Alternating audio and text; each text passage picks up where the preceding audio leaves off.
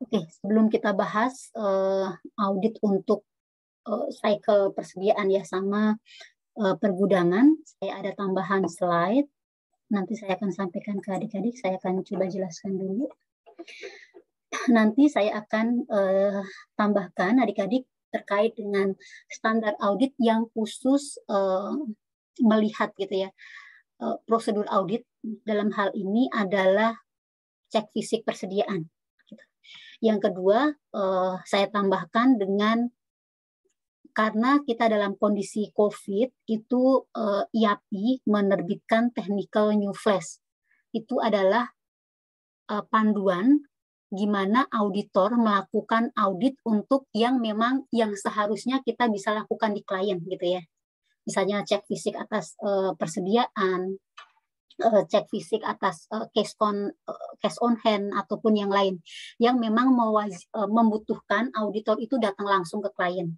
Nah, dengan beberapa pembatasan dan penerapan dari pemerintah untuk menerapkan work from home segala macam, kan beberapa prosedur audit kan tidak bisa dilaksanakan sesuai dengan yang seharusnya, sesuai dengan yang ada di ARENS ataupun sesuai dengan yang ada di SA gitu ya. Nah, di situ nanti kita akan bahas gimana sih auditor harus melakukan prosedur auditnya agar mendapatkan bukti audit yang cukup dan tepat. Karena di standar audit sendiri tidak ada toleransi gitu ya atau relaksasi untuk auditor bisa mendapatkan bukti audit. Kalau di maaf saya belum share screen-nya. Kalau di standar audit sendiri bilang bahwa memang auditor harus melakukan pengumpulan bukti audit yang cukup dan tepat gitu ya. Baik dalam kondisi COVID ataupun hambatan yang lain gitu. Tidak ada toleransi atau relaksasi untuk kita bisa mendapatkan bukti audit. Ini tambahan ketika memang auditor itu ketika manajemen gitu ya meng-hire satu expert gitu ya untuk menghitung misalnya nilai persediaan dia, nilai aset tetap dia ataupun menghitung imbalan pasca kerja gitu ya. Itu manajemen biasanya meng-hire appraisal ataupun aktuaris yang memang sudah mempunyai kualifikasi tertentu. Dan angkanya tersebut akan diambil oleh manajemen untuk disajikan dalam laporan keuangan. Ketika hal itu terjadi, maka auditor harus melakukan 3 hal ini. Yang pertama, mengevaluasi kompetensi sama kapabilitasnya, gitu ya. Apakah misalnya Dewi itu ahli dalam melakukan penilaian atas inventory, misalnya inventorinya apa gitu ya, tambang atau emas ataupun yang lain gitu ya, sehingga perusahaan sendiri butuh orang yang memang melihat nilai dari inventory ini. Yang kedua, memperoleh pemahaman atas pekerjaan pakar manajemen gitu ya. Ketika misalnya saya yang di-hire gitu ya, apakah Dewi itu ketika melakukan penghitungan, penilaian gitu ya, asumsi yang digunakan itu asumsi wajar atau tidak, datanya dari mana saja. Nah, auditor mesti mengakses hal tersebut. Jadi tidak serta-merta dia mengambil angkanya terus memasukkan dalam laporan keuangan dan kita percaya karena mereka ekspor gitu. Tapi harus melakukan 3 hal tersebut. Yang terakhir mengevaluasi apakah memang pekerjaan si manajemen ekspor ini sesuai dengan tujuan kita gitu ya. Yang menjadi salah satu bukti auditnya. Kalau di SA 500 lebih global. Nah, gimana dengan SA 501? 501 itu judulnya bukti audit untuk pertimbangan spesifik suatu unsur. Sebenarnya di sini ada beberapa akun lainnya, tetapi yang saya ambil di sini khusus untuk persediaan, karena kita lagi bahas persediaan. Yang pertama, itu ini sama dengan yang di ARENS ya.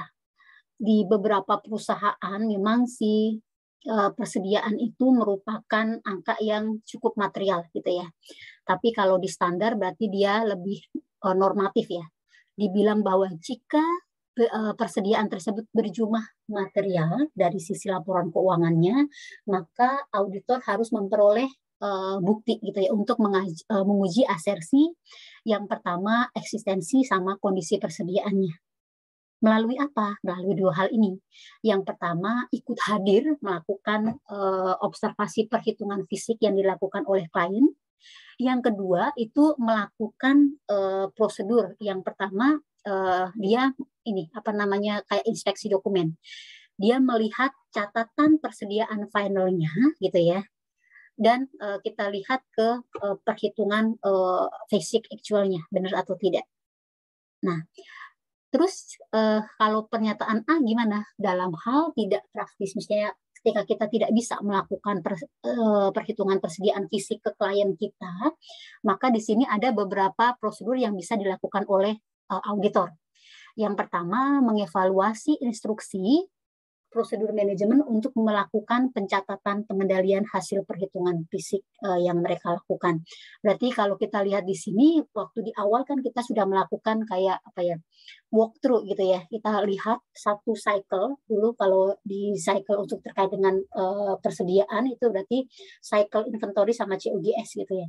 Bagaimana si bagian gudang membutuhkan misalnya raw mat gitu ya, sampai dengan dia diproses, sampai dengan dia jadi finished good dan dia dijualnya gitu ya. Nah, ketika ini terjadi, kita akan lihat gitu evaluasi prosedur manajemennya. Berarti yang terkait dengan persediaan berarti dia bukti masuk sama bukti barang keluarnya. Yang kedua, mengobservasi pelaksanaan perhitungan yang dibuat oleh manajemen. Kita akan observasi apakah stock take yang dibuat manajemen itu menurut kita sudah bisa diandalkan atau tidak. Tentu kita akan cek perhitungan misalnya kalau dia dilakukan di tanggal neraca, oke gitu ya. Kalau tidak, kita harus lakukan penarikan maju atau mundur, rollback atau roll forward atas persediaan. Inspeksi atas persediaan dan melakukan pengujian perhitungan fisik atau test count. Berarti kita akan lihat beberapa sampel dokumen untuk misalnya untuk barang masuknya sama barang keluarnya. Biasanya dia ke finish good kalau barang keluar. Tergantung nature perusahaannya ya. Kalau WIP dia juga udah bisa jual ya kita bisa lihat di situ.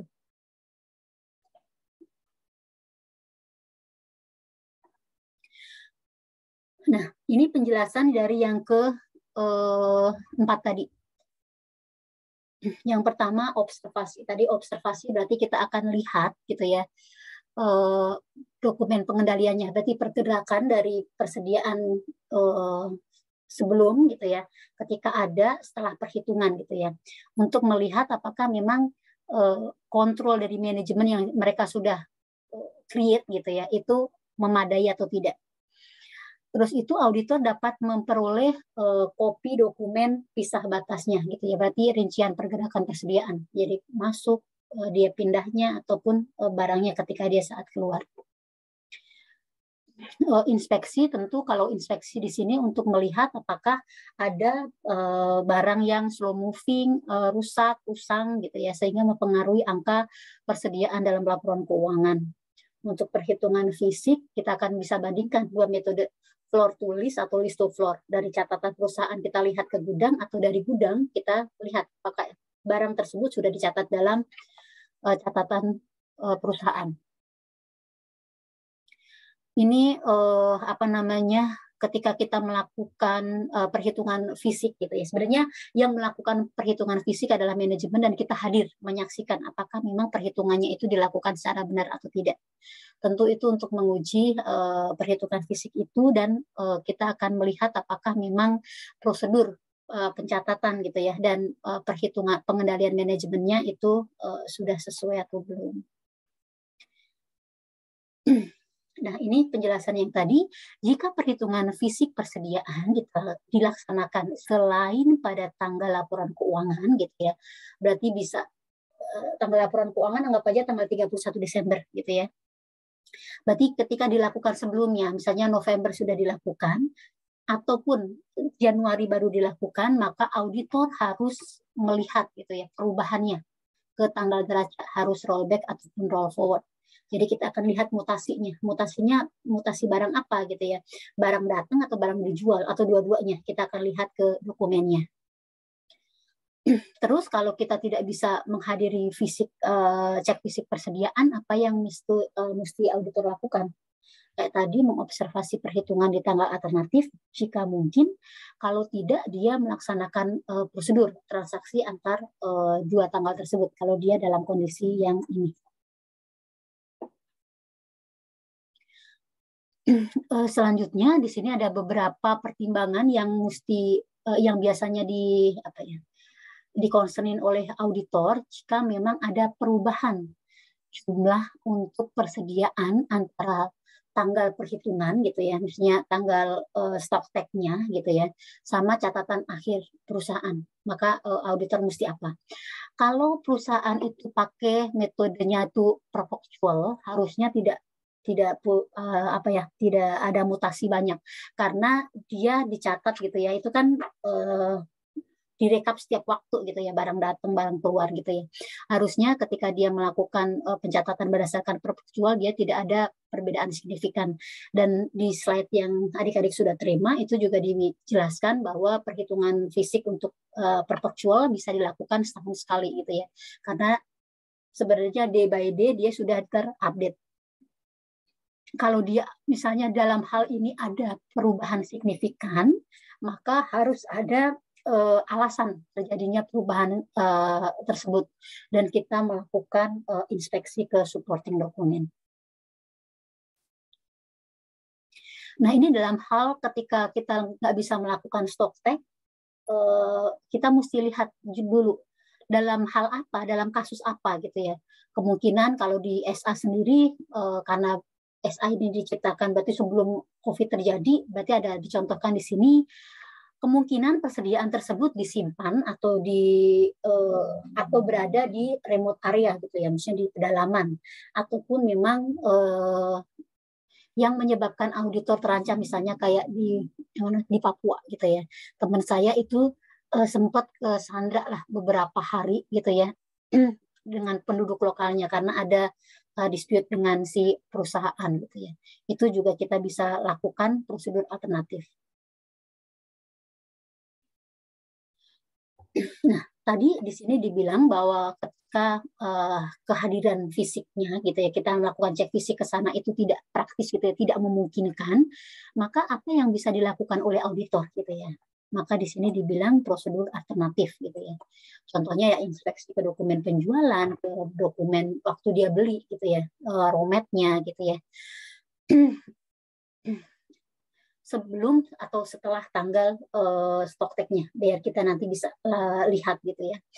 Dan biasanya ini kita juga bisa untuk pencatatan sebelum dan setelah tanggal neraca yang berdekatan gitu ya.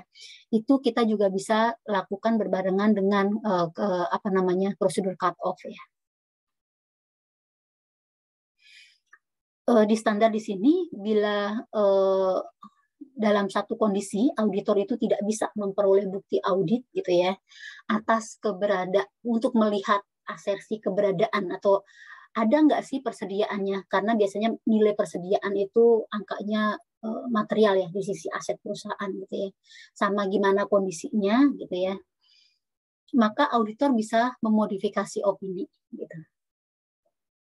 Maksudnya kalau misalnya prosedur alternatif lainnya kita bisa lakukan, cuma untuk cek fisik aja yang kita tidak bisa lakukan, kita bisa kasih opini apa. Kita akan assess apakah prosedur alternatif yang kita sudah lakukan itu sudah cukup memadai nggak sih gitu ya. Kalau memadai, oke lah kita bisa kasih opini clear gitu ya. Kalau memang tidak, maka di sini dijelaskan bahwa auditor bisa memodifikasi opini gitu. Memodifikasi opini berupa apa? Berupa kita bisa disclaimer atau kita bisa kecualikan. Nanti kasusnya ada di bawah. Ini ketika memang persediaannya di dalam kendali pihak lain ya, berarti kita harus konfirmasi ke mereka. Kalau memungkinkan kita bisa melakukan inspeksi atau prosedur audit lain. Kalaupun tidak bisa, gitu ya, kita bisa lakukan ini. Kita bisa bekerja sama dengan auditor lain, ataupun kita bisa konfirmasi ke auditor yang memang memegang kontrol si kita punya persediaan tersebut. Dan di persediaan mesti kita lihat apakah memang persediaan perusahaan kita itu dijaminkan oleh perusahaan atau tidak. Nanti untuk contoh pengungkapan atas akun persediaannya kita akan coba lihat di salah satu laporan keuangan. Itu untuk penekanan prosedur pemeriksaan fisik atas persediaan. Nah, yang kedua, dalam hal kondisi yang saat ini gitu ya, Jadi kita tidak bisa melakukan cek fisik gitu ya. Mungkin kalau sekarang ya bisa, tetapi nggak banyak-banyak mungkin ya. Mungkin yang kalau yang kemarin-kemarin sama sekali tidak bisa karena perusahaannya itu full work from home gitu ya. Itu prosedur apa sih yang bisa dilakukan oleh auditor? Yang pertama kita harus melihat dampaknya dulu gitu ya. Dampak ketersediaan buktinya itu ke akun yang akan kita uji. Yang pertama kita bisa dapat akses nggak? Akses pembukuan, bisa dapat akses CL gitu ya, bisa dapat akses dokumen nggak? Yang kedua, karena kita lagi bahas persediaan, kita bisa melakukan prosedur yang membutuhkan, yang harusnya membutuhkan datang fisik ke sana nggak gitu ya? Seperti salah satunya observasi atas persediaan, observasi atas aset, cek supporting dokumen asli gitu ya. Karena dalam kondisi sekarang ini, kalaupun kita bisa melakukan voice ke supporting dokumen adalah dokumen scan ya, yang sudah dimasukkan di satu folder di cloud gitu ya, yang bisa diakses oleh auditor, dan auditor mesti meyakini keandalan dokumen tersebut, apakah benar atau tidak, tanda tangannya benar atau tidak gitu ya. Itu melalui pemahaman bisnis klien yang lebih detail gitu ya, karena kalau dengan kondisi COVID saat ini, resiko bertambah itu resiko bisnis kliennya.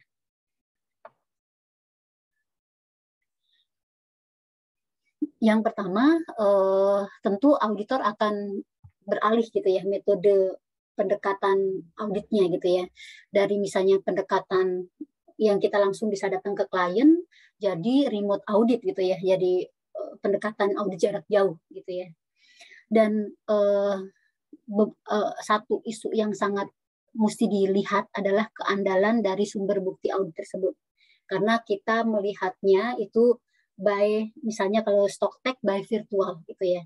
Kita pakai satu tools gitu, misalnya mungkin penggunaan drone ataupun penggunaan video call gitu ya, untuk melakukan cek fisik persediaan gitu ya. Apakah di sini misalnya kayak keandalan sama kelengkapan. Kalau kita lihat di situ, apakah drone gitu ya, itu bisa menggambarkan semua sisi, misalnya sisi gudangnya atau tidak, kondisi barang dari si persediaan kita itu atau tidak gitu ya. Nanti jangan-jangan ada beberapa sisi yang memang sengaja tidak dimunculkannya ketika kita melakukan virtual audit untuk cek fisik ini. Dan untuk di disclosure kita juga mesti ungkapkan kontingensi ya gitu ya, kemungkinan memang perusahaan ini bisa mempertahankan kelangsungan usahanya atau tidak, karena beberapa perusahaan yang memang sangat terdampak di pandemi ini gitu ya. Kalau kita bisa lihat kayak perusahaan BUMN aja kayak Garuda itu udah ruginya udah kayak apa gitu ya, nggak tahu dia bisa survive atau tidak, apalagi dengan pengurangan jam penerbangan gitu. Kalau adik-adik suka search gitu, jam penerbangan itu sangat sedikit sekali. Untuk yang kedua, ketika auditor itu melakukan perhitungan fisik gitu, maka mesti dilihat mana sih persediaan mana yang aku akan dari banyak gudang gitu ya, dari banyak jenis persediaan, maka harus dilihat mana sih yang akan diprioritaskan untuk dilakukan Stocktech gitu, karena tidak semua kita bisa lakukan gitu ya, kecuali kita punya banyak resource, banyak waktu, dan cost-nya tertutupi dengan fee audit kita, maka kita bisa lakukan menyeluruh lah ya. Kalau tidak, kita akan pilih berdasarkan kuantitinya gitu ya. Seberapa pengaruh sih persediaan ini ke total persediaannya gitu ya. Kalau dia mungkin di remote area dan angkanya kecil, ketika kita melihat di pengendaliannya sudah cukup bagus, kita bisa alihkan ke memang angkanya yang memang besar dan berisiko. Ini tadi dibahas di awal ketika memang kita tidak bisa melakukan perhitungan fisik atas persediaan atau memang tidak diizinkan atau tidak bisa hadir gitu ya. Dan jumlah dari persediaannya itu material di tingkat laporan keuangan, maka di SA705 sendiri dimungkinkan kita untuk melakukan modifikasi. Nah, modifikasinya ini bisa disclaim ataupun bisa wajar dengan pengecualian, tergantung nanti dampaknya di laporan keuangan yang lain itu signifikan atau tidak, atau pervasif atau tidak. Ini ketika melakukan stok fisik persediaannya by virtual, maka auditor harus melihat gitu ya, mengakses misalnya ini ada risiko nggak sih atau kelemahan nggak sih gitu ya. Ini bisa melakukan by video call ataupun by drone ataupun by sistem yang lainnya gitu ya, tergantung di CAP kita itu memfasilitasi kita melakukan stok tek persediaan gitu ya, ataupun apa prosedur lain yang membutuhkan harusnya ke sana itu by apa. Tapi kita mesti lihat di sini misalnya apakah ada persediaan usang atau disembunyikan gitu ya, itu kita harus melakukan prosedur lainnya untuk membuktikan dan kita bisa yakin bahwa persediaannya itu bisa diandalkan lah gitu ya. Di sini dijelaskan jika memang prosedur substantif yang kita lakukan gitu ya menyimpulkan bahwa persediaan kita itu ya tidak ada salah saji material ya oke gitu ya, kita tidak perlu mengkualifikasikan atau memodifikasi kita punya opini gitu ya yang berkenaan dengan persediaan kita. Mungkin itu terkait dengan prosedur audit khususnya untuk persediaan, cek fisik dan prosedur audit alternatif yang bisa kita lakukan baik ketika kita di kondisi normal gitu ya. Kalau kondisi normal kita harus datang lakukan observasi, kita akan cek gitu ya penambahan sama pengurangannya dengan dokumen asli. Ketika kita dalam kondisi pandemi gitu ya, kita bisa melakukan prosedur alternatif lain dengan menggunakan IT gitu ya, maksudnya virtual audit yang lain, misalnya kayak drone, kayak video call, ataupun fasilitas yang digunakan oleh CAP dan manajemen gitu ya, untuk meyakini kondisi dan angka persediaan yang dicantumkan dalam laporan keuangan. Mungkin itu kita akan masuk ke poin diskusi kita untuk cycle pergudangan sama ini. Oh ya, sebelumnya masuk ke situ saya ada ini.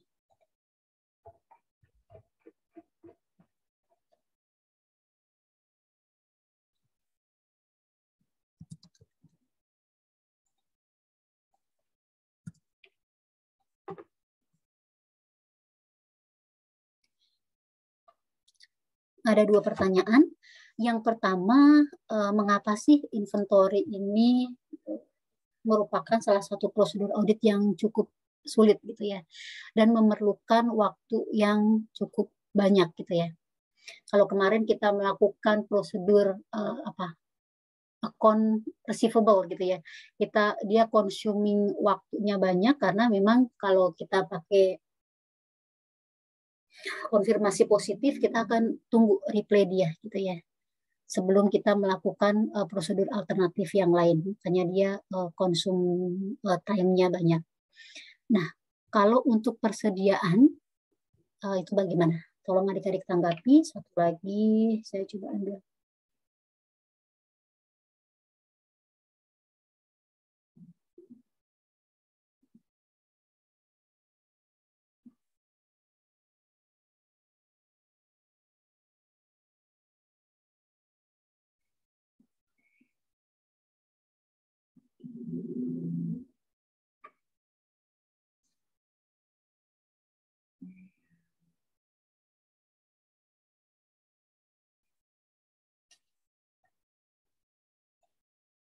Satu lagi yang tadi kita sudah bahas, ketika kita melakukan cut off gitu ya, kenapa untuk purchase dari inventory sama untuk penjualan barang kita itu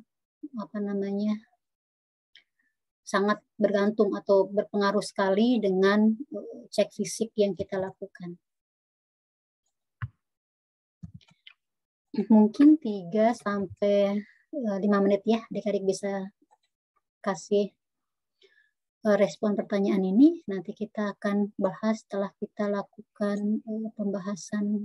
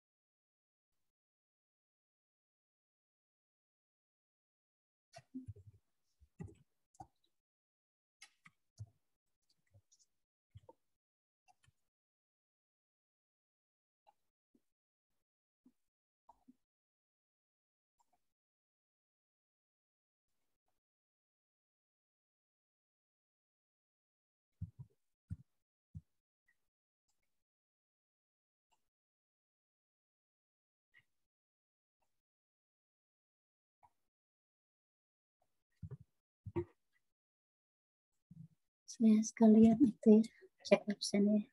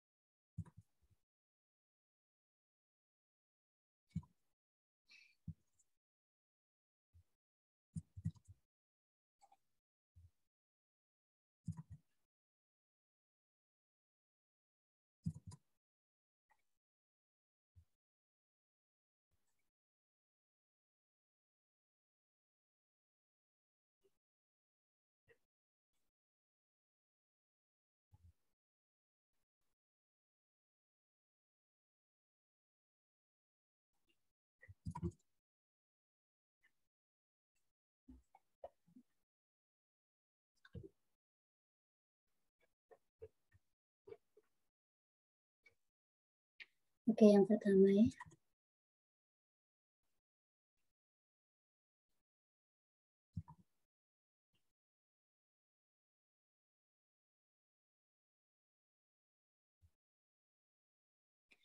Jadi kita lihat angka materialitas dari si inventory. Umumnya dia angkanya gede. Terus kita lihat dari prosedurnya. Prosedur berarti kita harus melakukan perhitungan fisik persediaan. Yang perhitungan fisik persediaan itu per quantity kan ya. Dan auditor juga harus melakukan perhitungan terkait dengan evaluasinya dari yang sudah ada, yang sudah di stock tag, yang angka quantity per 31 Desember harus dikualikan dengan quantity-nya, price-nya. Dan price-nya itu kita harus lihat dulu apakah kebijakan perusahaan itu biasanya kan dia pakai NRV, mesti dinilai mana sih yang lebih rendah gitu ya, antara cost-nya ataupun nilai realisasi bersih. Kalau dia nilai realisasi bersih bisa dihitung, misalnya dia harga jualnya sudah jelas dan perkiraan berapa sih biaya-biaya yang digunakan untuk menjual sudah jelas, berarti dia bisa pakai itu. Kita bisa comparekan lah mana yang lebih rendah.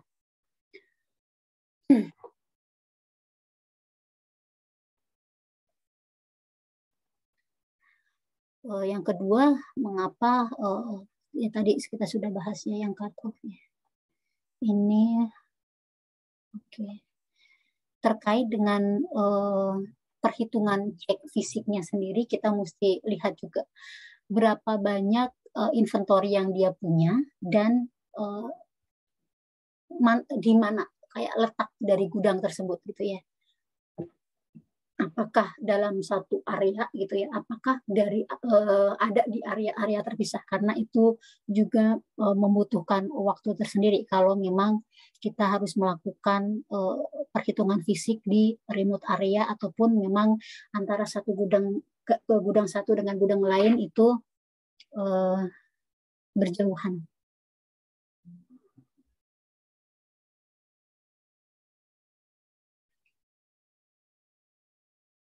Nah, ketika kita sudah mendapatkan angka per angka by quantity ya per 31 Desember gitu ya.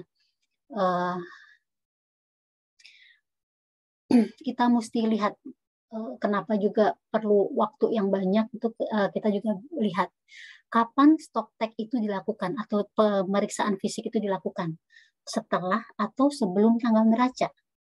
Kalau setelah atau sebelum tanggal neraca, auditor harus melakukan prosedur audit lanjutan, rollback ataupun roll forward ke angka per 31 Desember. Dan kita harus uji mutasinya. Untuk pertanyaan kedua itu cut off ya.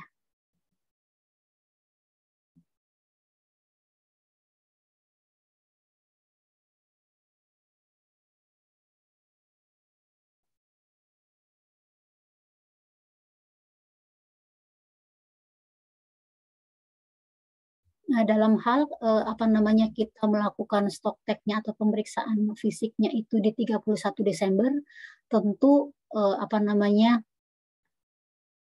angka ketika ada barang masuk dan barang keluar itu menjadi poin penting, apakah dia menambah persediaan kita ataupun mengurangi persediaan kita.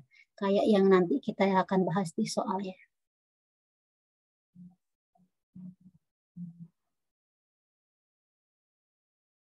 Karena dalam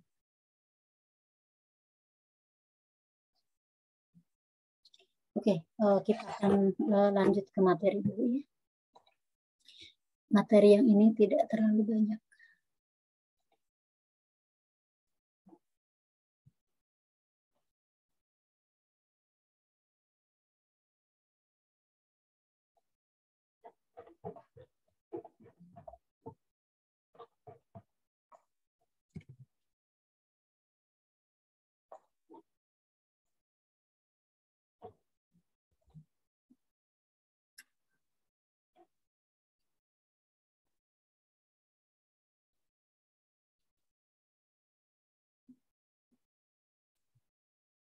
Ini audit atas persediaan dan cycle-nya. Audit cycle di sini tidak terpisah dengan aliran barang, fisik barangnya gitu ya. Dari dia barang datang ke gudang ataupun dia keluar dari gudang. Sama related dengan biayanya, karena walaupun kita masuk gitu ya, masuk itu sudah berhubungan banget dengan biaya. Misalnya biaya pembelian, itu ada biaya barang itu sendiri ataupun ditambah dengan biaya lain, misalnya kayak ada biaya masuk ataupun delivery sampai dengan barang itu sampai di gudang.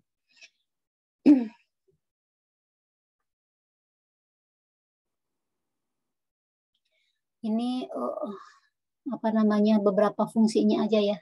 Dari proses awal tentu ada pemesanan, terus barang itu diterima, gimana dia disimpan di gudang, apakah dia fast moving atau slow moving, terus bagaimana dia pindah dari raw mat jadi WIP, terus dari WIP jadi barang jadi gitu ya. Ketika barang jadi apakah dia langsung dikirim ke customer ataupun bahasa Jawanya ngendon di gudang kita dulu gitu ya. Dan itu juga perlu mesti diperhatikan apakah gudang kita itu punya perusahaan sendiri atau sewa gitu ya. Itu juga akan yang mempengaruhi biaya-biaya terkait dengan penyimpanan di sini. Terus di situ ada kirim barang ya kalau sudah ada order dari customer kita. Ini tadi di perusahaan memang kebanyakan dia menerapkan metode perpetual ya, biar bisa update waktu ke waktu. Dan yang perlu diperhatikan ya pastikan karena dia diupdate-nya itu per waktu gitu ya, dia diperoleh, dijual ataupun yang memang sudah ada di situ. Yang terlibat di sini ya tentu persediaan yang ada di perusahaan kita, gitu, perusahaan klien kita. Ya raw mat-nya, ada WIP-nya ataupun barang jadinya. Dan itu untuk metode perpetual biasanya dia dipisah dalam masing-masing master lah ya. Ini alirannya adik-adik sudah pelajarin untuk costingnya itu berarti di Kalau mata kuliah costing berarti adik-adik pelajarannya di mana? Di akuntansi biaya ya. Jadi untuk roadmap-nya kita terkait dengan persediaannya ada beginning gitu ya. Beginning inventory ini harusnya per 1 Januari, ada purchase selama sampai dengan nanti per 31 sampai endingnya. Kalau nanti di kasus kita dipersempit ya, dia ada persediaannya anggap aja dari tanggal 1 Desember. Nanti ada moving sedikit gitu ya. Sampai dengan tanggal 31, terus apakah itu sudah dicatat atau belum, dan pengaruh ke adjustment kita. Dan ini ada beberapa biaya gitu ya, yang related dari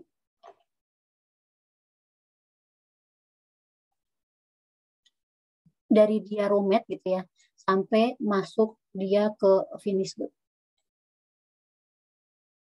Dia ada direct labor, direct material yang ada di sini, ada overhead gitu ya. Dan masing-masing akan dibebankan ke siklus selanjutnya. Ini adik-adik tolong itu ya, rada dihafalkan karena ini sering banget ditanyakan gitu ya, baik di soal gitu ya, ataupun nanti saya nggak tahu apakah masih ada multiple choice atau tidak. Di sini terkait dengan 5 kegiatan dalam cycle persediaan ini. Ketika dia memperoleh dan melakukan pencatatan untuk ketiga persediaan yang ada di perusahaan, terus bagaimana biaya yang ada gitu ya, biaya tenaga kerja ataupun overhead gitu ya, terus transfer aset sama biaya ke internalnya, ke masing-masingnya gitu ya, terus bagaimana mengirimkan barang dan menyatat pendapatan gitu ya. Kalau yang terkait dengan biaya persediaan itu berarti kita nge-refernya ke SAK 14 gitu ya. Di situ ada biaya pembelian, ada biaya konversi, sampai dengan biaya lain-lain gitu ya. Kalau untuk pendapatan, berarti pengakuan pendapatan untuk PSAK 23. Oh, yang terbaru adalah PSAK 72 ya. Kita mesti lihat gitu ya. Pendapatan atas kontrak pelanggan itu berdasarkan kontrak, kewajiban pelaksanaannya ataupun presentation of completion-nya gitu ya.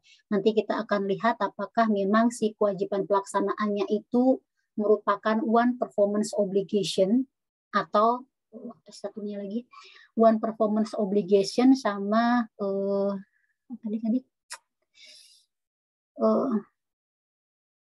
one point time, diakuin pada saat tertentu atau sepanjang waktu. Itu yang menjadi perbedaan antara PSAK pengakuan pendapatan yang sekarang sama yang 23 ya. Sama di sini untuk kita melakukan observasi persediaan, fisik persediaannya, sama harga sama kompilasi persediaan. Nah, ketika nanti adik-adik misalnya mengidentifikasi bukti atau supporting dokumen yang nanti dilakukan vouching atau inspeksi ataupun mengecek gitu ya. Itu adik-adik sebutkan beberapa dokumen yang terkait dengan cycle-nya gitu ya. Biasanya biar cepat adik-adik mengecek ke dokumen pendukung gitu ya. Padahal untuk masing-masing cycle itu dokumen pendukungnya berbeda-beda. Berarti adik-adik mesti lihat untuk terkait dengan cycle persediaan, dia akan ada purchase requisition ataupun purchase order gitu ya, delivery order atau receiving report, vendor invoice gitu ya, ataupun faktur gitu. Jadi adik-adik sebutkan ketika kita menerima barang gitu ya, kira-kira dokumen pendukung apa yang terkait gitu. Kalau kita juga melakukan stock take ya, bukan stock take, cut off gitu ya, kita mesti lihat cut off itu berdasarkan apa. Biasanya berdasarkan receiving report. Nah, kalau di sini shipping dokumen itu tergantung nanti perusahaan kita mengakuinya itu shipping point ataupun destination.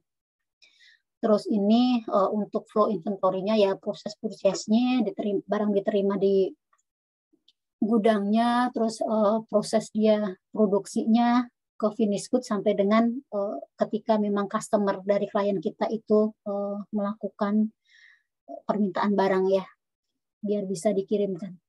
Nah, kalau di sini dijelaskan bahwa ketika memang perusahaan itu melakukan pencatatan melalui metode perpetual, maka perhitungan fisik biasanya harus dilakukan setahun sekali. Biasanya sih angkanya tidak terlalu ada perbedaan signifikan ya. Karena dia sudah dicatat, diupdate per waktu barang itu datang ataupun barang itu keluar.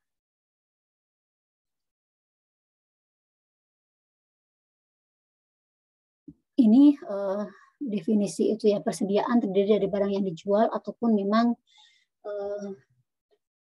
digunakan dalam produksi barang-barang yang dapat dijual. Terus dia akan bertambah ketika memang kita beli sesuatu gitu ya, persediaan dia berkurang ketika dia menjual barang finished good ataupun WIP, tergantung perusahaan kita, dia barangnya jualnya itu finished good aja atau WIP juga bisa dijual. Terus kenapa memang persediaan ini cukup dikatakan berisiko ya, tentu karena dari persediaan ini dia penentu pendapatan perusahaan, means dia sumber core dari perusahaan tersebut. Terus volume tinggi, aktivitas tinggi ya, ketika kita memproduce sampai dengan dia menjual, berarti kita melihat ke aktivitas dari si persediaan ini. Terus kompleksitas akuntansi ya, kita akan melihat dari persediaan ini tidak hanya ke persediaannya, tetapi nyambung ke COGS-nya. Terus mudah dimanipulasi. Ya mungkin ya kalau memang pencatatan sistem dari perusahaan kita itu tidak cukup akurat ya. Karena setiap barang masuk tentu ada dokumennya, barang keluar tentu ada dokumennya gitu ya. Kalau dia ada di sini mudah dimanipulasi, berarti pencatatannya ataupun receiving report-nya dia maksudnya bisa diakali lah ya. Sehingga pencatatan persediaan tersebut inilah cukup berisiko dan mesti dilihat lagi dengan inline dengan internal kontrol perusahaan. Ketika dia melihat apakah internal kontrol perusahaan untuk persediaan gitu ya, untuk cycle persediaan itu berisiko atau tidak. Ini perbedaan cycle penjualan sama pengeluaran. Kalau penjualan ya karena tadi di awal kan dia clerical dan volumenya tinggi. Kalau untuk pengeluaran gitu ya, pengeluaran ini dalam artian persediaan gitu ya, dia muncul karena memang volumenya tinggi dan prinsip akuntansinya yang kompleks ya. Dia sampai dengan identifikasi misalnya selain dengan barang biaya-biaya terkait gitu ya, dia identifikasi apakah si persediaanku itu mau pakai cost ataupun mau pakai nilai realisasi bersih. Terus di sini juga mesti dilihat apakah persediaan yang dimiliki oleh klien kita itu usang atau lambat bergerak gitu ya, sehingga itu nanti akan mempengaruhi nilai dari angka persediaan itu sendiri. Ini yang perlu ditekankan bahwa persediaan itu ada dua asersi utama. Yang pertama keberadaannya gitu ya. Yang tadi kita bisa lakukan keberadaan itu cek fisik atas persediaannya sama nilainya. Karena cek fisik persediaan gitu ya biasanya baik quantity dan kita harus lihat ke nilainya. Kalau pemberian ya karena ini terkait dengan dokumen gitu ya, jadi keterjadiannya akurasi sama visa batasnya. Kapan sih dia bisa diakuin gitu ya sebagai aset perusahaan gitu ya. Itu ke nanti transaksi bukti delivery receipt-nya. Ini prosedur utama untuk menguji kewajaran saldo persediaan. Yang pertama, cek fisik atas persediaan, terus prosedur substantif analitik ya. Berarti ini substantif analitik. Kalau di awal kita sudah melakukan prosedur namanya preliminary analytical procedures. Jadi kita bisa lakukan komparasi balance per book ya, per tahun sekarang sama balance per audit per tahun sebelumnya gitu ya. Perubahannya kenapa gitu ya, karena kita di awal preliminary dulu biasanya kita akan hubungkan. Kalau persediaan naik kita bisa hubungkan ke penjualannya, dia naik atau tidak. Habis itu kita bisa hubungkan ke COGS-nya, dia naik atau tidak gitu ya. Nah, karena ini sudah masuk ke substantif, berarti kita sudah bisa menganalisisnya lebih dalam gitu ya. Nih, ketika dia ada kenaikan signifikan, itu kenaikan di barang yang mana? Raw mat kah?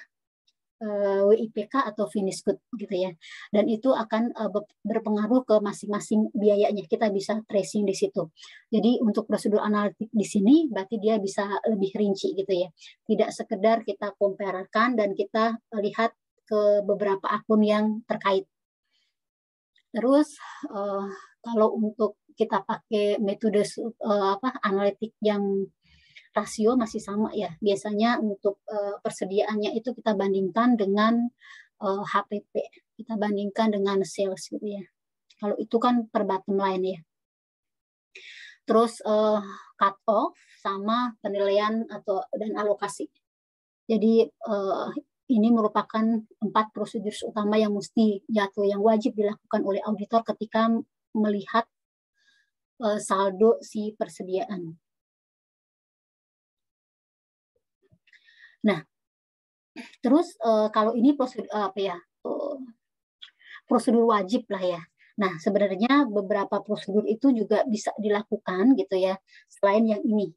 Misalnya di sini dibilang kita bisa melakukan vouching ke transaksi dari pembelian gitu ya. Kita bisa cek ke jurnalnya, kita bisa cek ke dokumen misalnya good receipt note-nya gitu ya untuk meyakini kewajaran akun occurrence. Kalau kita lihat tadi untuk persediaan gitu ya, asersi utamanya kan ada 2 kan ya, eksistensi sama penilaian dan alokasi. Terus untuk tes supporting dokumen, untuk completeness, berarti kan kalau completeness berarti kita mesti lihat ke dokumen fisiknya gitu ya, purchase invoice, good receipt, ataupun purchase journalnya. Terus akurasi, karena akurasi berarti kita cek gitu ya, cek ke angkanya. Terus cut off sudah dijelaskan di atas ya, kita untuk melihat apakah misalnya ketika barang datang itu bisa diakui menjadi persediaan di tahun buku yang bersangkutan atau setelahnya, tergantung tadi di perusahaannya dia pakai apa gitu yang ngakuinnya itu, misalnya dia destination ataupun shipping point. Klasifikasi eksistensi, kalau eksistensi dia sama ya, ada inspeksi physical inventory, ada analytical procedure, sama konfirmasi untuk ini kalau ini ya di remote area ya. Kalau enggak diwajibkan untuk kita melakukan perhitungan fisik. Completeness kita bisa juga lakukan dengan cek fisik gitu ya. Ataupun kalau memang perusahaan tidak melakukan cek fisik bareng auditor, kita juga bisa melakukan cek fisik menurut catatan mereka. Tentu ditambahkan dengan beberapa prosedur audit lanjutan. Untuk valuasi ya, karena ini merupakan asersi utama selain eksistensi, kita mesti lihat apakah persediaannya ini dicatat sesuai dengan prinsip akuntansi yang benar atau tidak. Mungkin itu untuk tambahan pemeriksaan fisiknya. Di sini ada perhitungan pemeriksaan fisik yang dilakukan oleh klien gitu, itu kita juga bisa hubungkan dengan aktivitas pengendalian yang kita sudah lakukan di awal. Biasanya kita understanding internal control untuk inventory sama COGS.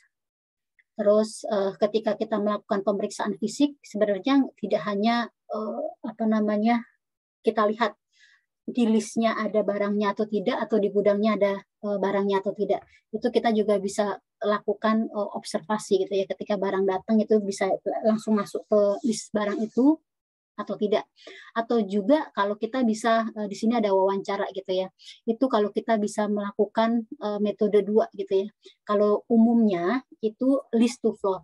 yang sudah dicatat perusahaan kita akan bandingkan yang di gudang. Kadang-kadang ada juga yang kita lihat di gudang tetapi belum ada di catatannya, itu floor to list.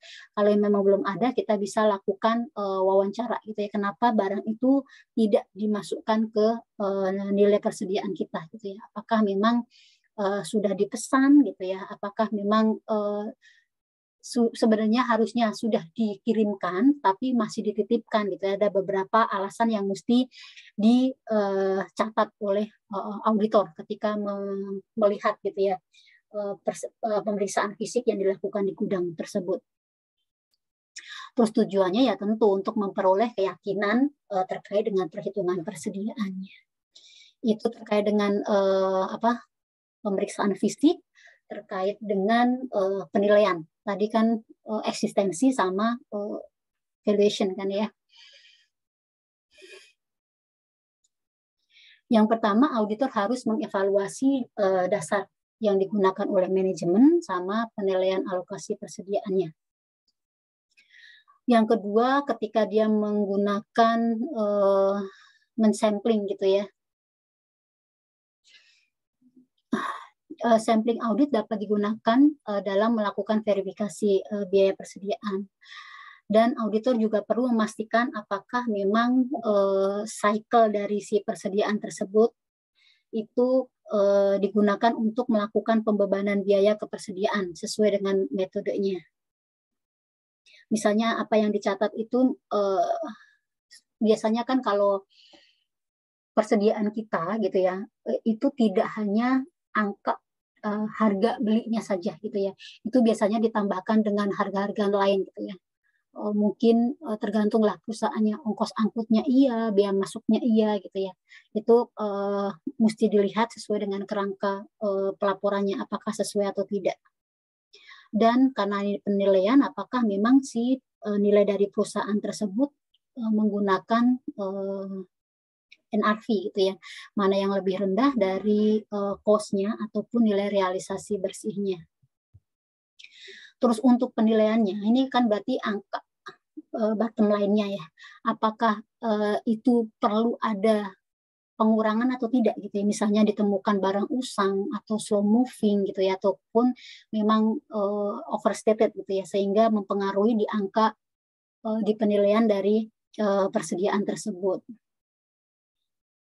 Ini terkait dengan biayanya berarti dia masuk ke masing-masing biaya gitu ya, kontrol ke misalnya ROMET-nya, WIP-nya atau Fund Finished Good, dan biaya apa saja sih yang ikuti dari persediaan tersebut.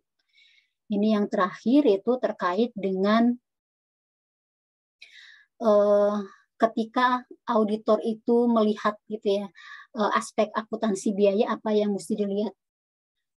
Ya udah berarti kita lihat kontrol fisik atas persediaannya, dokumennya, filenya apakah sudah dicatat atau benar atau belum, dan catatan dari masing-masing biaya per unit tersebut. Mungkin itu untuk prosedur audit dari si persediaan sama cycle penggudangan. Sebentar ya.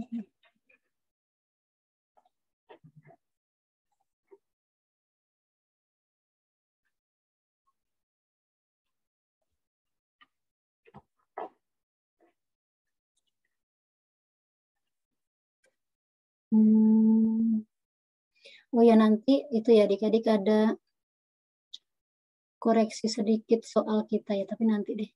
Kan kita kan Senin ya kelas pertama. Kelas pertama itu ada di jam 7.30 dan sekarang ya. Dan ketika tadi saya mencoba menghitung dokumen pendukung atas mutasi persediaan, sepertinya ada soal yang memang harus dikoreksi karena saya nggak nemu. Mungkin aku coba lihat soalnya dulu deh.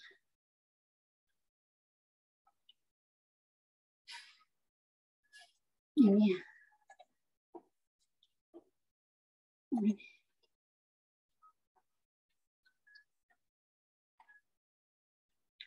Ini auditor Kaptram ada penugasan audit PT Sejahtera.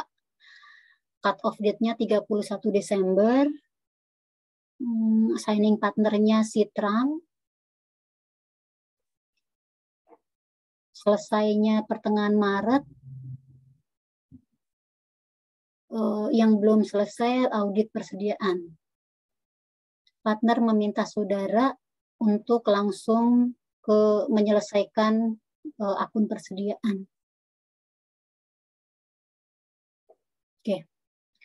Informasinya. Di laporan keuangan itu per 31 Desember itu menyajikan nilai persediaan senilai ini. Dia pakai perpaksual. Nah, ini yang mungkin nanti bisa diupdate. Bisa angka per 31-nya diupdate atau informasi yang di sini yang bukan diupdate, ditambahkan. Anggap saja kita pakai soal yang masih sama ini ya, tidak ada penambahan. Metode perpetual pengakuannya secara first in first out. Dia ada barang baju dewasa anak ini. Oke. Ini jumlahnya sekian ya.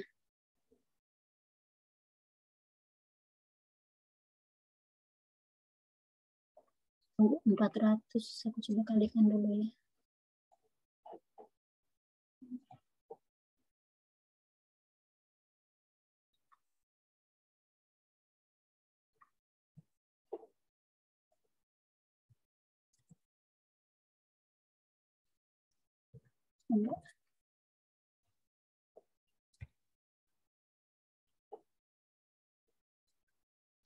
Oke, ini per 1 Desember.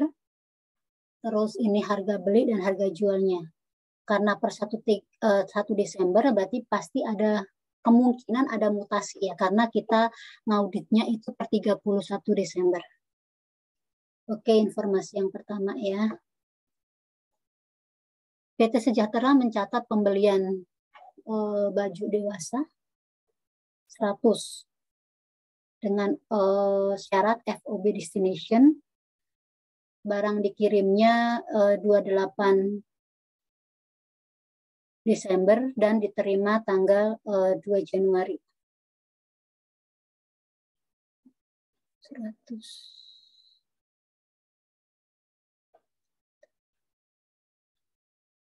Ini kan belum boleh diakui. Yang kedua, penjualan kredit ada 50 shipping point diterima 4 Januari.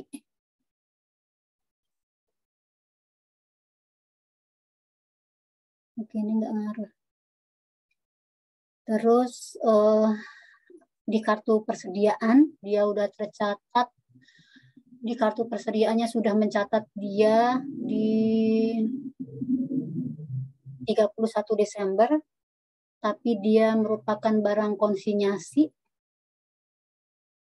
Ada 80 baju, ber 80. Ber 80.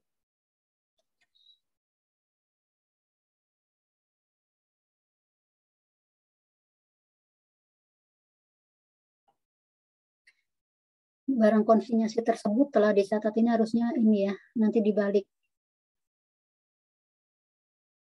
Terus PT Sejahtera mencatat pembagian baju 40 pasang yang sumbangan.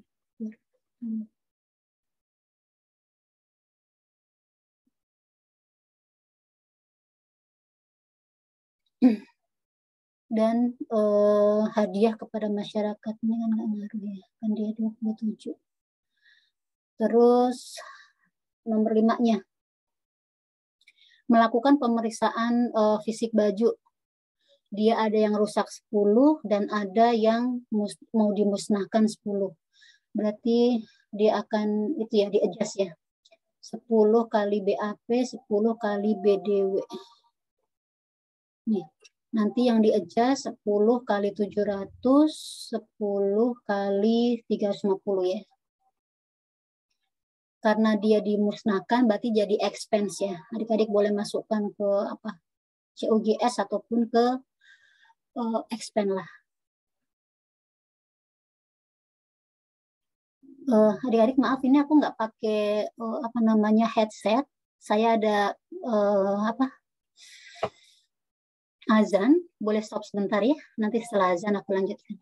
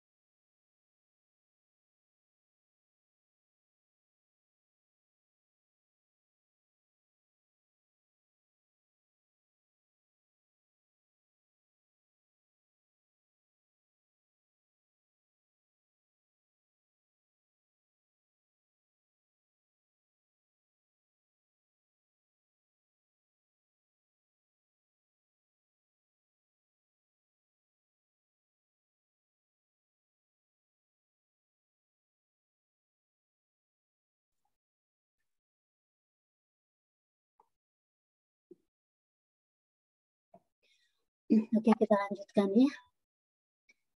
Di sini kita diminta untuk menyusun kertas kerja dengan template di bawah ini. Berarti di sini kita mesti identifikasi jurnal awalnya apa, apakah perlu dilakukan koreksi atau tidak. Koreksinya itu berarti kan 1 ya, 135 kan ya. Jadi dari misalnya persediaan ke utang, nama dia kan dibalik. Yang belum itu yang transaksi yang belum dicatat yang ini.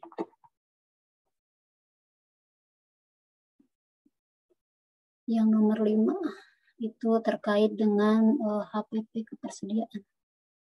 Nanti dimasukkan ke sini, berarti ini belum dicatat, yang seharusnya berapa sama jurnal koreksinya berapa. Berarti jurnal koreksi terkait dengan pemusnahan sama barang rusak itu kita masukkan ke sini sama ke sini. Yang lainnya kan jurnal awalnya apa kita akan balik. Terus schedule utama di sini kita masih pakai informasi yang ada di soal ya. Itu harusnya per 31 Desember angkanya 455.500. Terus adjustment-nya gitu ya, adjustment-nya apa, berapa. Terus habis itu saldo akhirnya. Berarti saldo yang di sini itu masuk dari sini ya. Masuk dari sini, movement-nya kita identifikasi dari 4 transaksi itu, jurnal koreksinya udah di atas. Baru nanti ada saldo ini. Oke, nggak apa-apa. Adik-adik untuk kelompok penyaji silahkan siap-siap, nanti kita akan bahas.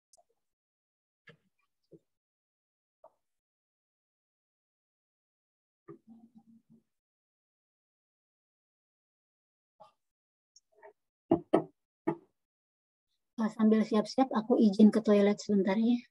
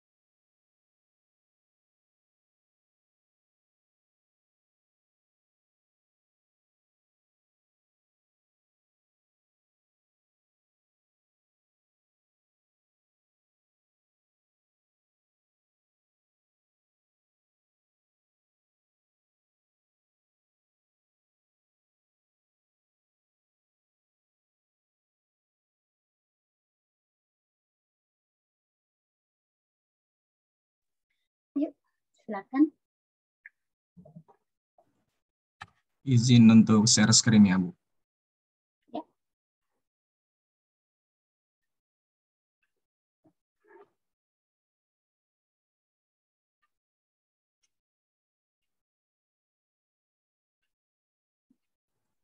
Izin apakah sudah terlihat, Bu? Sudah.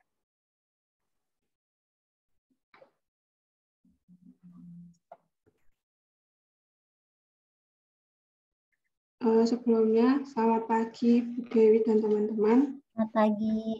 Kami dari kelompok 4 akan mempresentasikan hasil diskusi mengenai soal kasus TM10. Sebelumnya, kelompok kami beranggotakan Irjana Wahyu, Megia Septiasih, Praska Mayandi, dan Usama Abdur Rasid. Next. Nah, ini untuk soalnya. Anda sebagai auditor KAP Trum dan rekan yang sedang mendapat penugasan audit atas laporan keuangan PT Sejahtera, perusahaan dagang, untuk tahun buku yang berakhir pada 31 Desember 2020. Ini merupakan penugasan audit tahun kedua. Partner yang bertugas untuk audit laporan keuangan tahun buku 2020 adalah Bapak Trum, SEAK, CPA. Penugasan audit laporan keuangan perusahaan direncanakan berakhir pertengahan bulan Maret 2021. Dari seluruh pos-pos neraca maupun laba rugi tahun 2020, tim auditor telah menyelesaikan pemeriksaannya kecuali untuk akun persediaan. Partner KAP meminta saudara selaku ketua tim audit untuk menangani langsung akun persediaan ini agar dapat segera diselesaikan, sehingga bisa langsung memulai menyusun laporan auditnya sesuai target yang telah disepakati dengan pimpinan perusahaan PT Sejahtera. Berikut informasi terkait akun persediaan. Laporan keuangan PT Sejahtera per 31 Desember 2020 menyajikan nilai persediaan sebesar Rp455.500.000. Persediaan dicatat oleh PT Sejahtera dengan metode pencatatan perpetual dan pengakuan secara FIFO. Pada tanggal 1 Desember, kami mendapatkan data persediaan sebagai berikut. Dengan kode barang BDP yaitu baju pria dewasa, BAL baju anak laki-laki, BOR baju olahraga, BDW baju dewasa wanita, BAP baju anak perempuan. Dan jumlah baju per 1 Desember telah disajikan di sini, serta harga beli dan harga jual. Dengan catatan, harga beli dan harga jual per unit tidak berubah. Next. Nah, untuk soal nomor 1, PT Sejahtera telah mencatat pembelian kredit baju dewasa pria atau BDP dari toko alis sebanyak 100 baju dengan syarat FOB Destination. Barang dikirim 28 Desember dan diterima 2 Januari. Soal 2, PT Sejahtera telah mencatat penjualan kredit baju anak laki-laki BAL kepada toko Patria sebanyak 50 pasang tanggal 29 Desember 2020 dengan syarat FOB shipping point. Barang diterima 4 Januari 2021 sesuai dengan dokumen laporan penerimaan barang. 3. Dalam kartu persediaan 31 Desember 2020 terdapat barang konsinyasi dari toko Adi berupa baju olahraga, tebor sebanyak 80 baju. Barang konsinyasi tersebut telah dicatat dengan mendebit persediaan dan mengkredit utang tanpa PPN. 4. PT Sejahtera telah mencatat pembagian baju olahraga BOR sebanyak 40 pasang untuk sumbangan dan hadiah kepada masyarakat sekitar pabrik pada 27 Desember 2020. 5. Akhir tahun PT Sejahtera bersama auditor KAP Trump melakukan pemeriksaan fisik baju di gudang dan ditemukan baju rusak yaitu 10 baju BAP dan 10 baju BDW dan akan dimusnahkan. PT Sejahtera belum membuat jurnal penghapusan baju rusak yang akan dimusnahkan. Sebagai ketua tim, saudara segera menyusun KKA kertas kerja audit yang diperlukan, termasuk usulan koreksi bila ada, serta menentukan saldo akhir persediaan per 31 Desember 2020. Nah, setiap pembelian dan penjualan dikenakan PPN 10%. Nah, untuk data klien, nama KAP, Trump & Rekan, nama klien PT Sejahtera tahun buku 2020, akhir periode 31 Desember 2020, dan periode audit 1 Desember 2020 sampai 31 Desember 2020 dengan yang area audit yaitu akun persediaan. Berikut rincian akun persediaan. Nah, selanjutnya analisis dari soal. Dari soal pertama yaitu diketahui PT Sejahtera kan membeli unit produk yaitu BDP sebanyak 100 dengan syarat FOB destination. Dibeli tanggal 28 Desember, tapi barang baru sampai di gudang 2 Januari. Harusnya dicatat saat barang sudah sampai gudang, tetapi telah dicatat. Sedangkan periode audit 31 Desember seharusnya tidak perlu dicatat, sehingga diperlukan koreksi. Nomor 2, menjual produk bulk sebanyak 50 unit dengan syarat FOB shipping point. FOB shipping point ini berarti dicatat saat barang diterima oleh kurir. Barang telah dikirimkan kepada kurir 29 Desember, maka harus dicatat dan klien sudah mencatatnya, maka tidak perlu koreksi. Nomor 3, klien menerima konsinyasi sebanyak 80 unit dan klien mencatat barang konsinyasi tersebut. Sedangkan barang konsinyasi tidak perlu dicatat oleh klien, sehingga diperlukan koreksi. Untuk nomor 4, klien membagikan sumbangan produk BOR sebanyak 40 unit.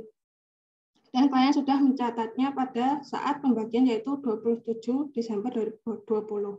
Sehingga tidak perlu koreksi. Dan yang kelima, ditemukan barang rusak dan klien belum mencatatnya. Sehingga klien perlu membuat catatan sehingga diperlukan koreksi. Next.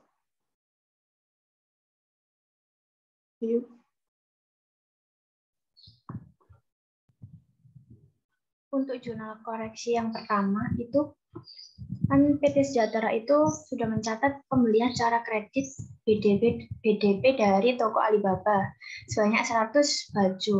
Syarat FOB destination. Nah, syarat FOB destination ini tuh pengakuan pendapatan itu ketika barang sudah diterima oleh PT Alibaba, tapi yaitu pada tanggal 2 Januari 2021, yang artinya PT Sejahtera itu belum boleh mengakui pendapatan. Nah, karena jurnal awalnya itu PT Sejahtera sudah mencatat pembelian inventory sebesar 40 juta dari 100 kali 400.000 harga per unit barang. Untuk FAT-nya yaitu 10% dari 40 juta, yaitu 4 juta dan kreditnya 44 juta. Karena syarat FOB Destination seharusnya PT Sejahtera itu tidak mencatat, maka jurnal seharusnya yaitu no entry. Maka usulan jurnal koreksi KAP yaitu AP-nya didebit atau dikurangi sebesar 44 juta, VAT-nya dikredit 4 juta, inventorinya dikredit 40 juta. Selanjutnya. Oke, untuk yang jurnal pertama udah benar ya. Oke. Usulan jurnal untuk yang ketiga, yaitu dalam kartu persediaan terdapat barang konsinyasi dari toko Adi berupa baju olahraga sebanyak 80 baju. Barang konsinyasi ini tuh telah dicatat PT Sejahtera sebagai persediaannya. Nah, barang konsinyasi ini tuh tidak boleh dicatat sebagai persediaan konsigna. Oleh karena itu, PT Sejahtera harus mengeluarkan barang konsinyasi ini ke luar gudang PT Sejahtera. Maka zona awalnya karena PT Sejahtera telah mencatat barang konsinyasi, yaitu inventory sebesar 16 juta dari 80 dikali 200.000 harga per unitnya, yaitu sebesar didebit 16 juta dan AP-nya sebesar 16 juta. Jurnal seharusnya karena barang konsinyasi ini tidak boleh diakui sebagai persediaan konsigna, maka jurnal seharusnya yaitu no entry. Maka usulan jurnal koreksi KAP yaitu AP didebit sebesar 16 juta dan inventory dikredit sebesar 16 juta. Oke, untuk ini benar ya. Oke, selanjutnya yaitu yang kelima, soal 5 yaitu akhir tahun itu PT Sejahtera melakukan pemeriksaan fisik. Ditemukan ada 10 baju BAP dan 10 baju BDW yang rusak. Tetapi PT Sejahtera itu belum membuat jurnal penghapusan. Maka jurnal awalnya karena PT Sejahtera belum membuat jurnal penghapusan barang rusak, maka no entry. Nah, jurnal seharusnya itu BDW dan BAP itu harus dikeluarkan dari gudang karena rusak. Yaitu jurnalnya yaitu beban kerugian pelepasan aset BDW sebesar 7 juta dari 10 dikali 700.000 dan beban kerugian pelepasan aset BAP sebesar 3.500.000 dari 10 kali 350.000 dan mengkredit persediaan sebesar 10.500.000. Usulan jurnal koreksi KAP-nya yaitu beban kerugian pelepasan aset BDW sebesar 7 juta didebit, beban kerugian pelepasan aset BAP sebesar 3.500.000 didebit dan persediaannya dikurangi 10.500.000 didebit. Oke, ini aku nanya aja sih, kenapa dia masukin ke beban kerugian pelepasan aset? Kenapa nggak di HPP aja? Kan itu kan terkait dengan inventory kan? Kalau nggak ya umum aja lah, expense gitu, other expense atau apa gitu. Kenapa ini masuk ke biaya kerugian pelepasan?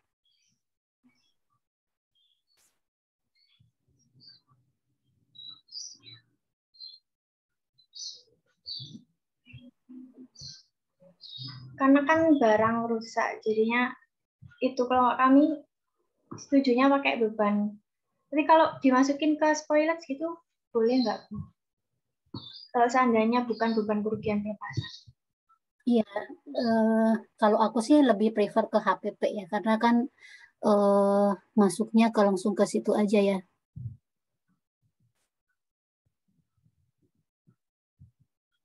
Kalau mau ke expense berarti ya mungkin other expense gitu. Oke lah, yang penting ke expense ya. Iya. Ke HPP atau ke expense ya.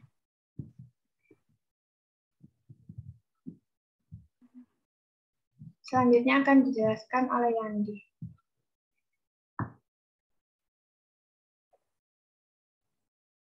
Baik, selanjutnya di sini ada schedule pendukung. Di sini ada dua bagian. Yang pertama ada bagian dari saldo klien, yang kedua ada dari bagian auditor. Yang pertama di sini ada kode barang. Dari informasi soal yang ada di sini barangnya ada 5, ada BDP, BAL, BOR, BDW, dan juga BAP. Pada tanggal 1 Desember 2020, unitnya itu BDP sebesar 400 unit, BAL sebanyak 150 unit, BOR sebesar 300 unit, BDW 200, dan juga BAP 180 yang sudah disajikan di neraca pada tanggal 1 Desember. Data persediaan pada tanggal 1 Desember. Lalu di sini ada mutasi unit. Mutasi unit ini pencatatan dari penambahan persediaan seperti pembelian dan juga ada penjualan. Nah, di sini mutasi ini pencatatannya kita lakukan meskipun transaksi yang dicatat oleh klien itu salah atau benar, di sini kita tetap mencatatnya karena di sini adalah bagian dari saldo klien. Jadi di sini karena yang pertama BDP itu dia dari informasi soal dia membeli baju dari toko Alibaba, di sini kita tambah sebesar 100 unit. Yang kedua itu BAL dia menjual kepada toko Patria sebesar 50 unit, 50 pasang maksudnya. Nah, di sini jadi kita kurangi 50, lalu BOR, di sini yang awalnya dia telah mencatat barang konsinyasi, jadi awalnya di sini kita catat dulu karena mutasi ini benar atau salah kita tetap catat. Jadi kita tambah 80, dan informasi di nomor 4 ini dia ada pembagian baju untuk sumbangan, jadi kita kita kurangi 40. Jadi saldo tanggal 31 Desembernya di sini kita tambahin aja. Unit tanggal 1 Desember kita tambah dari mutasi-mutasinya, yaitu BDP jadi 500 unit, BAL 100, BOR 340, BDW 200, tetap, dan BAP 180 tetap. Nah, ini harga belinya. Jadi kita kaliin aja total harganya di sini dengan unit per tanggal 31 Desember. Untuk BDP sebesar 200 juta, BAL 25 juta, BOR 68 juta, BDW 140 juta, BAP 63 juta. Ketemu saldonya itu 496 juta. Nah, lalu di sini di bagian koreksi auditnya, seperti yang sudah dijelaskan di awal oleh Maggie, ada 3 yang dikoreksi. Yang pertama itu dari BDP, karena di sini dia harusnya nggak boleh mencatat karena dia FOB destination. Jadi barang sampai gudang tanggal 22 Januari 2021. Seharusnya tidak boleh dicatat, jadi di sini kita kurangi sebesar 100 unit. Lalu BOR yang tadi sudah dijelaskan oleh Ferdiana juga, karena barang konsinyasi tidak boleh dicatat oleh konsinyi, hanya konsinyor yang boleh mencatat. Jadi di sini kita kurangi 80 unit. Lalu BDW dan BAP, seperti yang sudah dijelaskan, dia ada kerusakan barang yang akan dimusnahkan. Jadi di sini kita kurangi sebesar 10 unit masing-masing BDW dan BAP. Jadi dari saldo auditnya pada 31 Desember unit yang tersisa itu dari BDP ada 400 unit, BAL 100 unit, BOR 260 unit, BDW 190 unit, dan BAP besar 170 unit. Nah, ini kita kalikan dengan harga beli per unitnya awal. Oh ya, mohon izin Bu, sebelumnya kelompok kami agak sedikit bingung dengan soalnya. Jadi di sini menurut informasi soal nomor 2 dan nomor 4 ini Bu, kita kan di sini bahasnya itu tentang baju ya Bu. Jadi di sini kan di informasi soal nomor 2 ini diterangkan bahwa PT Sejahtera menjual kepada toko Patrio sebanyak 50 pasang. Nah, sebelumnya kelompok kami agak bingung 50 pasang ini maksudnya itu 50 kali 2, jadi satu pasang itu ada 2 baju atau tetap satu baju gitu Bu. Jadi kelompok kami agak sedikit bingung di situ. Jadi di sini kami buat asumsi saja. Jadi kalau misalnya satu pasangnya itu ternyata 2 unit, kami membuat asumsi yang kedua. Jadi di bagian BAL dan BOR-nya di sini kita kalikan 2 saja di bagian mutasi, dan jadi di saldo audit yang 31 Desembernya lebih kecil. Gitu juga dengan total harganya, Bu. Oke. Berarti anggap aja oke lah, itu asumsi ya. Kalau di soal itu ya satu pasang satu unit, ya udahlah, nggak apa-apa. Oke. Terus aku mau nanya nih, kenapa itu yang 80 kenapa ditambahkan di mutasi di situ ya? Mutasi yang di depan ya? Iya Bu, karena di sini saya kan udah sedikit membaca sama cutting, terus juga saya nonton rekordan dari yang angkatan 18 Bu. Kalau misalkan barang konsinyasi itu, kalau misalkan mutasi itu, dia pencatatannya meskipun benar atau salah itu di sini tetap dicatat Bu, karena ini masih ranahnya atau bagiannya dari klien Bu. Jadi kita mencatat dari kliennya aja, bagian dari kliennya aja gitu Bu. Oke. Kalau menurut aku sih di situ harusnya nggak usah dicatat ya. Tapi yang di belakang oke ya, dia sebagai pengurang. Oke. Oh ya, adik-adik, oke ya. Maksudnya ini kan berarti satu pasang satu unit. Boleh stop screen. Ini harusnya ada beberapa informasi yang harusnya ditambahkan dalam soal. Boleh stop share screen. Aku coba ini. Ya, baik Bu, izin.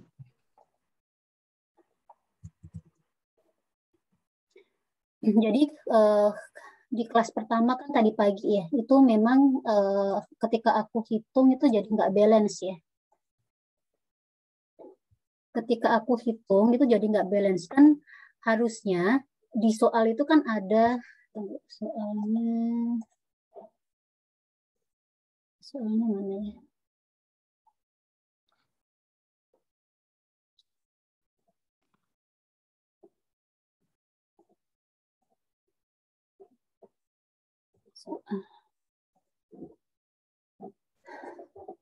Nah, di soal ini kan harusnya per saldo per 31 Desember 455.500 ya.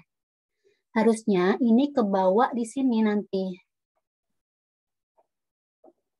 Kebawa di angka ini. Di sini saldo per 31 Desember sebelum dikoreksi itu 455.500. Nah, baru koreksinya tadi berapa? Berarti koreksinya tadi sebentar.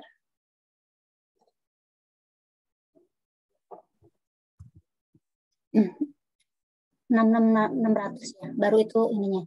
Nah, ini ada informasi yang kelewat. Jadi saya sudah konfirmasi ke yang bikin kasus ya.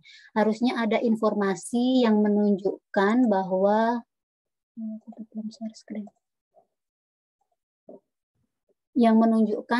di sini ada pengurangan barang gitu ya, itu BDW sebesar sekian unit dan BAP itu sebesar sekian unit. Jadi nanti saldonya itu sebesar 455.500. Jadi inline dengan soal yang ada di atas. Atau kalau kita dengan kondisi soal yang sama, itu kita bisa pakai saldo ini. Pakai saldo ini, jadi yang diganti itu adalah ini. Belum share screen.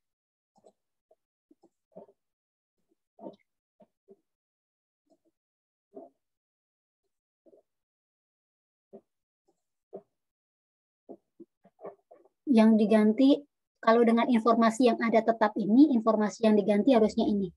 Jadi 480. Kalau informasi yang ini, yang 455.500 harus ada item atau informasi soal yang harus ditambahkan. Tadi informasinya ya bisa jadi pengurangan gitu ya. Misalnya ada pengurangan di sini, ketika aku rollback dari sini ya, aku simulasiin lah. Ini di sini berkurang 20, di sini berkurang 30. Gitu.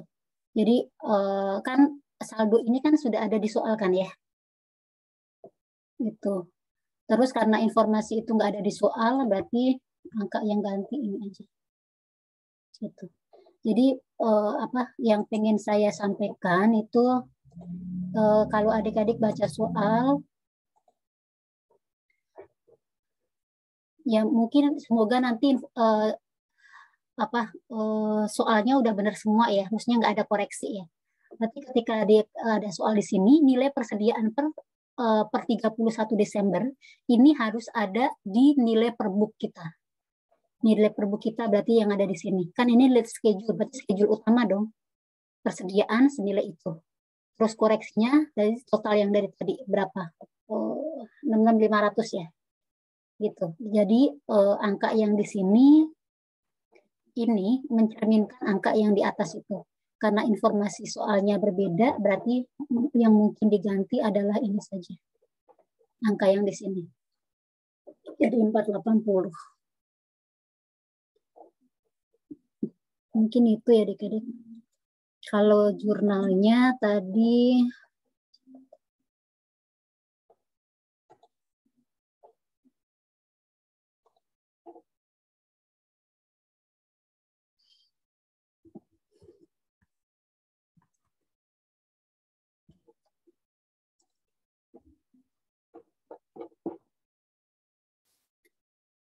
jurnalnya udah bener kan ya? Dia ngebalik utang sama persediaan. Di situ ada PPN masukan, terus yang 16 juta itu utang sama persediaan sama ini. Oke.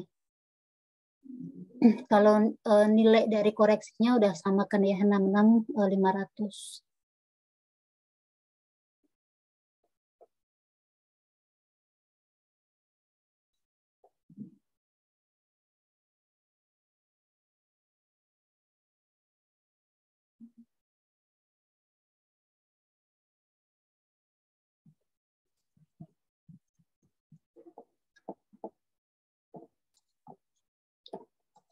Ini saya sebentar ya.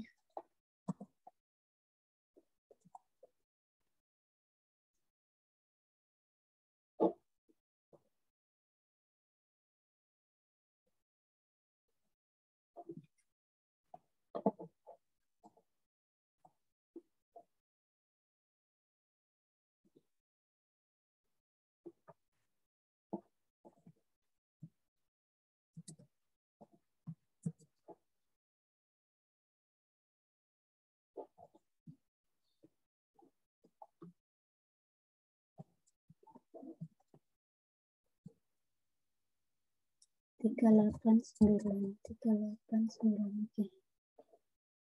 Kalau ini enggak.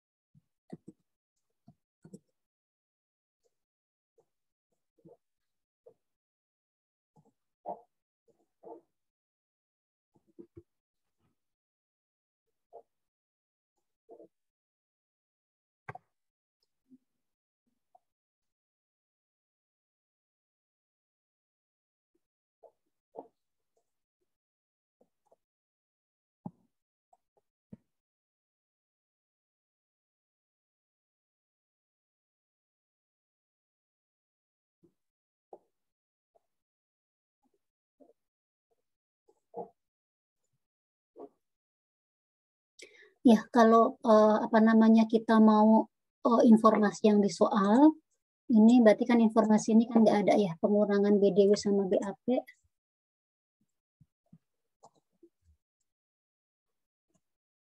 Jadi kita saldonya segini. Terus adjustment-nya kan ada 6.500 ya, jadi segini angkanya ini. Kalau mau ikut yang angkanya 45.500 berarti ada informasi yang di sini. Tapi di soal belum ada, perlu ditambahkan. Mungkin itu adik-adik. Terus apa lagi?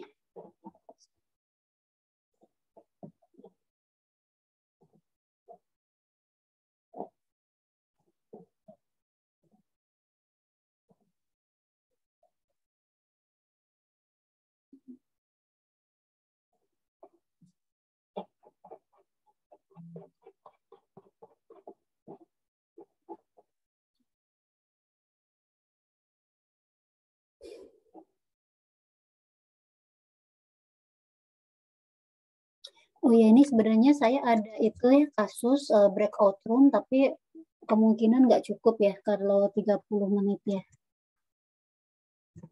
Mungkin kita simpan jadi latihan nanti aja. Ini kita kan persediaan.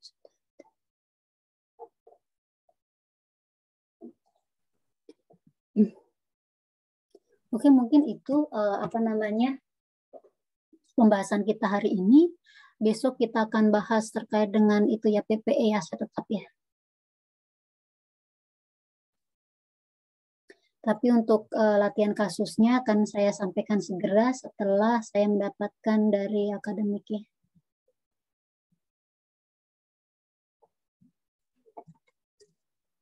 Ya Bu, izin bertanya boleh Bu? Jadi kalau misalnya kita nanti ketemu soal yang kayak tadi gitu Bu, yang informasinya kurang tepat, jadi kita sebaiknya itu kayak bikin perubahan sendiri atau kita ngalir aja gitu Bu, ngikut soalnya. Kalau misalkan tadi kan kalau di kelompok kami itu ketemu saldonya itu kan 496 juta ya Bu, sedangkan saldo awalnya itu kan 455.500. Jadi kami asumsinya itu jadi klien itu salah catat Bu. Jadi kami buat jurnal koreksi lagi. Jadi kami mendebit inventory lagi dan mengkredit COGS. Jadi ibaratnya ditambahin gitu Bu. Jadi sebaiknya kita buat penyesuaian soal kayak Ibu tadi atau kita baiknya kita ngalir aja gitu Bu? Enggak, baiknya sesuai dengan informasi soal. Biasanya sih kalau kebetulan kan ini saya tadi pagi kelas pertama ya. Terus ketika aku cek saldonya nggak benar kan. Terus aku konfirmasi ke tim pembuat soal gitu loh. Ini pasti ada informasi yang kurang. Kalau nggak itu, yang angka yang di situ salah gitu. Karena aku nggak ketemu angkanya gitu. Terus ya udah, berarti dikondisikan gitu ya. Bisa angkanya yang per saldo per 31 itu yang dirubah atau informasi soalnya yang dirubah. Nah, kalau adik-adik menjawab soal berarti ya based on soalnya saja. Biasanya kalau dia ada salah itu bisa dianulir ataukah nanti ada perbaikan. Kemarin kan juga ada salah juga ya, ada koreksi ya waktu UTS ya. Nah, pasti ada informasi tambahan gitu ya ketika dia ada salah itu. Tapi kalau emang tidak ada informasi lanjutan ya sesuai dengan soal saja. Semoga itu nggak terjadi lagi ya. Maksudnya tadi pagi aku juga cek nggak bisa angkanya. Aku udah yakin banget. Ini nggak mungkin saldonya itu beda gitu karena sudah di-stated di situ. Per 31 Desember tuh sudah ada. Berarti angkanya nariknya ke bawah gitu. Ketika aku hitung juga nggak ketemu. Terus aku coba konfirmasi ke tim gitu ya. Ternyata memang ada beberapa informasi yang seharusnya diupdate gitu ya, baik mungkin totalnya ataupun ada perubahan informasi yang di bawah. Mungkin itu. Nanti aku akan coba sampaikan ya, jadi koreksi tim pembuat soal. Oke, terima kasih adik-adik atas perhatiannya. Oh ya, kan kita nggak jadi ke breakout room karena aku itu bikin soal breakout roomnya sebentar. Itu rada soal breakout room, kasus breakout room.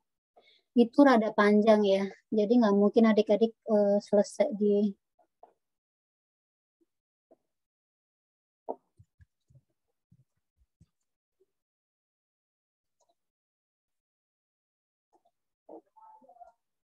saya bikinnya rada panjang di beberapa situasi ya.